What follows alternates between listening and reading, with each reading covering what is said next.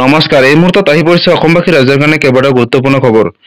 অৰুণোদয় আঁচনি 3.0ক লৈ মুখ্যমন্ত্ৰী ডক্টৰ হিমন্ত বিশ্ব শৰ্মাৰ বৃহৎ ঘোষণা আৰু মিছন বসুন্ধৰা 3.0 ইতিমধ্যে আৰম্ভ হ'ব। গতিকে ভিডিঅ'টো সম্পূৰ্ণ চাওক আৰু যিসকলে আত্মসহায়ক গোটৰ 10,000 টকাৰ বাবে আবেদন কৰিছে তেওঁলোকৰ বাবে এটা ডাঙৰ খবৰ।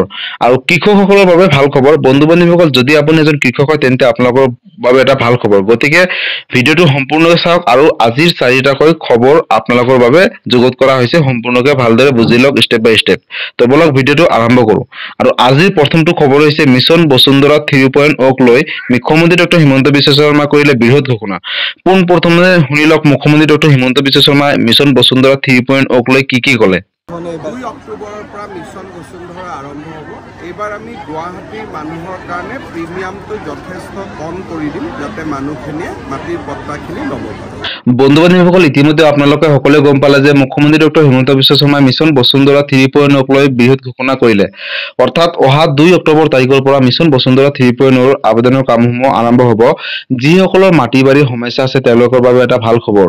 কাৰণ যিসকলৰ মাটিৰ সমস্যা আছে, অৰ্থাৎ মিছন বসুন্ধৰা 2.0ৰ জৰিয়তে যিসকলে মাটিৰ পট্টা পোৱা নাছিলে বা মাটিৰ যিখিনি নামজাৰি কামসমূহ হোৱা নাছিলে তেওঁলোকৰ বাবে এটা ডাঙৰ খবৰ। তেওঁলোকে কিন্তু মিছন বসুন্ধৰা 3.0ৰ জৰিয়তে তেওঁলোকৰ যিখিনি মাটি বাৰীৰ সমস্যা আছে তেওঁলোকে কিন্তু শুধৰণি কৰিব পাৰিব।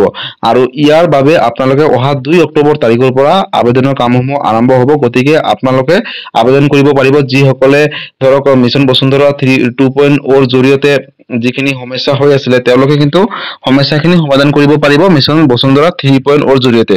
বন্ধু বান্ধৱীসকল, আৰু যিসকলৰ ধৰক মাটি নামজাৰি হোৱা নাই, নামজাৰি ক্ষেত্ৰত কিবা অসুবিধা হৈ আছিলে বা অন্য ক্ষেত্ৰত হওক মাটি লৈ কিবা প্ৰব্লেম হৈ আছিলে, তেওঁলোকে কিন্তু মিছন বসুন্ধৰা 3.0ৰ জৰিয়তে সকলোখিনি সমস্যা সমাধান কৰিব পাৰিব। আৰু যিসকলে ধৰক অলপ নগৰীয়া অঞ্চলৰ, টাউন অঞ্চলৰ, তেওঁলোকৰ কিন্তু যোনটো পইচা আপোনাৰ পট্টা উলিয়াওঁতে যোনটো খৰচ হৈছে সেই খৰচটো এবাৰ কম হ'ব বুলিও মুখ্যমন্ত্ৰী ডক্টৰ হিমন্ত বিশ্ব শৰ্মাই ঘোষণা কৰিলে।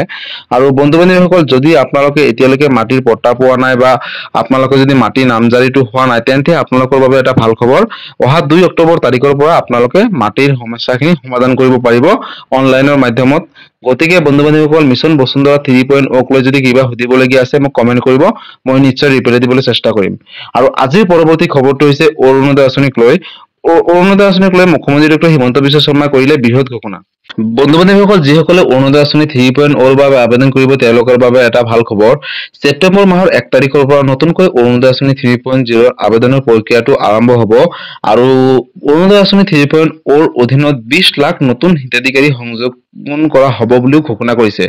বন্ধু বান্ধৱীসকল, আপোনালোকে সকলোৱে গম পালে যে 20 লাখ নতুনকৈ অৰুণোদয় আঁচনিৰ বাবে আবেদন কৰিব পাৰিব। অৰ্থাৎ 20 লাখ পৰিয়ালে যাৰ যাৰ ঘৰত ৰেচন কাৰ্ড আছে তেওঁলোকেহে পাৰিব। আৰু ইয়াৰ মুঠ সংখ্যা হ'ব 47 লাখলৈ বৃদ্ধি কৰা হ'ব বুলিও ঘোষণা কৰিছে। আৰু হিতাধিকাৰীসকলে আধাৰ কাৰ্ড আৰু ৰেচন কাৰ্ডৰ জৰিয়তে যোগ্যতা অৰ্জন কৰিব। অৰ্থাৎ যিসকলৰ আধাৰ কাৰ্ড আৰু ৰেচন কাৰ্ড থাকিব তেওঁলোকেহে অৰুণোদয় আঁচনি 3.0ৰ বাবে আবেদন কৰিব পাৰিব। গতিকে বন্ধু বান্ধৱীসকল, যদি আপোনালোকে অৰুণোদয় আঁচনি 3.0 আবেদন কৰিম বুলি ভাবিছে তেতিয়াহ'লে আপোনালোকৰ বাবে এটা ভাল খবৰ। ছেপ্টেম্বৰ মাহৰ 1 তাৰিখৰ পৰা নতুনকৈ অৰুণোদয় আঁচনি 3.0ৰ আবেদনৰ প্ৰক্ৰিয়াটো আৰম্ভ হ'ব। আৰু অৰুণোদয় আঁচনি 3.0ৰ অধীনত নতুনকৈ 20 লাখ হিতাধিকাৰীসকলে আবেদন কৰিব পাৰিব আৰু তেওঁলোকক নতুনকৈ অৰুণোদয় আঁচনি 3.0ত অন্তৰ্ভুক্ত কৰিব বুলিও মুখ্যমন্ত্ৰী ডক্টৰ হিমন্ত বিশ্ব শৰ্মাই নিজ মুখে ঘোষণা কৰিছে। গতিকে বন্ধু বান্ধৱীসকল, যদি আপোনালোকে এতিয়ালৈকে অৰুণোদয় আঁচনি ধন পোৱা নাই বা অৰুণোদয় আঁচনিত অন্তৰ্ভুক্ত হোৱা নাই, যদি আপোনালোকে এজন যোগ্য হিতাধিকাৰী হয় তেন্তে আপোনালোকৰ বাবে এটা ভাল খবৰ। অহা ছেপ্টেম্বৰ মাহৰ 1 তাৰিখৰ পৰা নতুনকৈ অৰুণোদয় আঁচনি 3.0 আবেদনৰ প্ৰক্ৰিয়া আৰম্ভ হ'ব। আপোনালোকে আবেদন কৰিব পাৰিব। আৰু যাৰ বাবে আপোনালোকৰ ৰেচন কাৰ্ড আৰু আধাৰ কাৰ্ড থকাটো বাধ্যতামূলক। তাৰ উপৰিও যিখিনি নথিপত্ৰ লাগে, আপোনালোকে অসমৰ বাসিন্দা হ'ব লাগিব। আৰু ইতিমধ্যে মই ভিডিঅ' এটা বনাই দিছোঁ কি ডকুমেণ্টছ লাগে, সেই ভিডিঅ'টো আপোনালোকে চাই ল'ব। আৰু বন্ধু বান্ধৱীসকল, আপোনালোকে যেতিয়া আবেদন কৰিব তাৰ আগত আপোনালোকৰ নামসমূহ আৰু বেংকৰ যিখিনি ধৰক তথ্য দিব সেইখিনি যাতে ঠিকে থাকে বা ভুল নহয়। কাৰণ যদি ভুল হয় তেন্তে আপোনালোকে অৰুণোদয় আঁচনি আবেদন কৰিলেও কিন্তু ধনসমূহ নোসোমাব পাৰে। গতিকে আপোনালোকে আবেদন কৰাৰ সময়ত আপোনালোকে যিখিনি আপোনালোকৰ ডকুমেণ্টছ নথিপত্ৰ অলপ স্পষ্টকৈ শুদ্ধকৈ দিব আৰু নামসমূহ শুদ্ধকৈ দিব।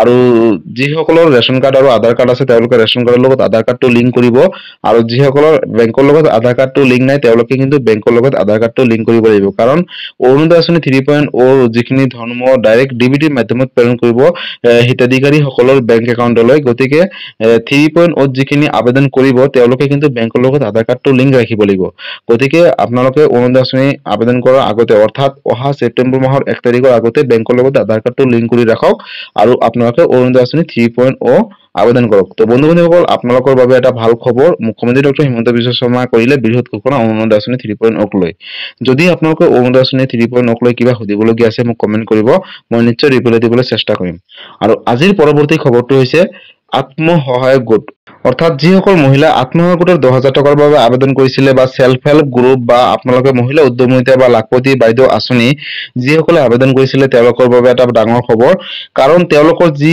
ভেৰিফিকেশ্যনৰ প্ৰক্ৰিয়া ইতিমধ্যে কমপ্লিট হৈছে বুলি মুখ্যমন্ত্ৰী ডক্টৰ হিমন্ত বিশ্ব শৰ্মাই নিজ মুখে ঘোষণা কৰিছে আৰু তেওঁলোকৰ যোনটো টকা 10,000 টকাটো বহুতে মোক কমেন্ট কৰিছে এই 10,000 টকাটো কেতিয়া দিব আৰু বহুতো ভিডিঅ'ৰ মাধ্যমত দেখাইছে যে এই 15 আগষ্টৰ ভিতৰত হয়তো আপোনালোকৰ মহিলা উদ্যমিতা আঁচনিৰ ধনসমূহ প্ৰেৰণ কৰিব বুলি ঘোষণা কৰিছে কিন্তু বন্ধু-বান্ধৱীসকল এয়া এতিয়ালৈকে সঁচা নহয় কাৰণ মুখ্যমন্ত্ৰী ডক্টৰ হিমন্ত বিশ্ব শৰ্মাই যোৱা কেইদিনমান আগতে এক সংবাদমেলৰ জৰিয়তে ঘোষণা কৰিছে যিসকল মহিলা আত্মসহায়ক গোটৰ বাবে আবেদন কৰিছিলে তেওঁলোকৰ যি 10,000 টকা এই 10,000 টকাটো এমাহ হ'ব পাৰে 2 মাহ হ'ব পাৰে 3 মাহ হ'ব পাৰে বা 4 মাহ হ'ব পাৰে তাৰ ভিতৰত কিন্তু তেওঁলোকৰ বেংক একাউণ্টত পোনপটীয়াকৈ ডিবিটিৰ মাধ্যমত প্ৰেৰণ কৰিব আৰু এই কথা মুখ্যমন্ত্ৰী ডক্টৰ হিমন্ত বিশ্ব শৰ্মাই নিজ মুখে ঘোষণা কৰিছে গতিকে যিসকল আত্মসহায়ক গোটৰ বাবে আবেদন কৰিছিলে তেওঁলোকে ধৰক টকাটো কেতিয়া সোমাব এতিয়ালৈকে অফিচিয়েল ভাৱে মুখ্যমন্ত্ৰী ডক্টৰ হিমন্ত বিশ্ব শৰ্মাই ডেটটো ঘোষণা কৰা নাই যাৰ বাবে আপোনালোকক মই অৱগত কৰিব নোৱাৰিছো কিন্তু আপোনালোকৰ যিখিনি ভেৰিফিকেশ্যনৰ কাম ইতিমধ্যে কমপ্লিট হৈছে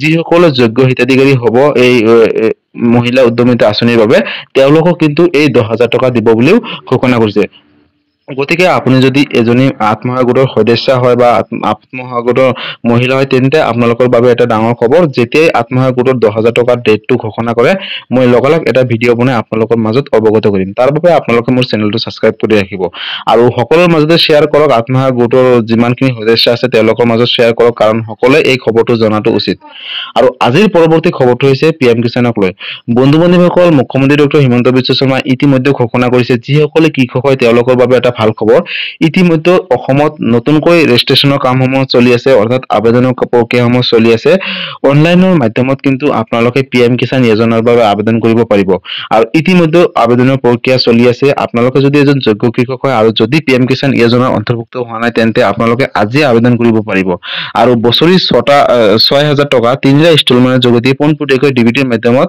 আপোনালোকৰ বেংক একাউণ্টত লাভ কৰিব আৰু ইতিমধ্যে বহুত কৃষকে লাভ কৰি আহিছে আৰু যিসকলে 17 নং কিস্তিৰ ধন পোৱা নাই তেওঁলোকে যদি আপোনালোকৰ যিখিনি তথ্যসমূহ ভুল আছে সেই ভুলখিনি যদি শুধৰণি কৰে তেন্তে 18 নং কিস্তিৰ ধনৰ লগত 2,000 প্লাস 2,000 4,000 টকা দিব বুলিও ইতিমধ্যে অফিচিয়েল ভাৱে ঘোষণা কৰিছে গতিকে যিসকল কৃষক এতিয়ালৈকে 17 নং কিস্তিৰ ধন পোৱা নাই তেওঁলোকে অতি শীঘ্ৰেই অৰ্থাৎ 18 নং কিস্তিৰ ধন পোৱাৰ আগতে তেওঁলোকৰ যিখিনি সমস্যা হৈ আছে বা ভুল হৈ আছে শুধৰণি কৰিব লাগে আৰু 18 নং কিস্তিৰ ধনত 2,000 প্লাস 2,000 4,000 টকাকৈ লাভ কৰিব গতিকে আপোনালোকে যদি এজন কৃষক হয় আৰু 18 নং কিস্তিৰ ধন কেতিয়া দেব বুলি চিন্তা কৰি আছে তেন্তে আপোনালোকৰ বাবে এটা ডাঙৰ খবৰ 18 নং কিস্তিৰ ধন নৱেম্বৰ মাহত আগতে দিব কিন্তু এতিয়ালৈকে অফিচিয়েল ভাৱে কোনো ধৰণৰ আপডেট দিয়া নাই যে ডেটটো ঘোষণা কৰা নাই অকল দিছে যে নৱেম্বৰ মাহৰ আগতে পিএম কিষাণ যোজনাৰ 18 নং কিস্তিৰ ধন পোনপটীয়াকৈ ডিবিটিৰ মাধ্যমত কৃষকসকলৰ একাউণ্টত প্ৰেৰণ কৰিব 2,000 টকা আৰু ইয়াৰ পৰৱৰ্তী সময়ত হয়তো এই 6,000 টকা বছৰি যোনটো দিয়ে এই 6,000 টকাৰ জায়গাত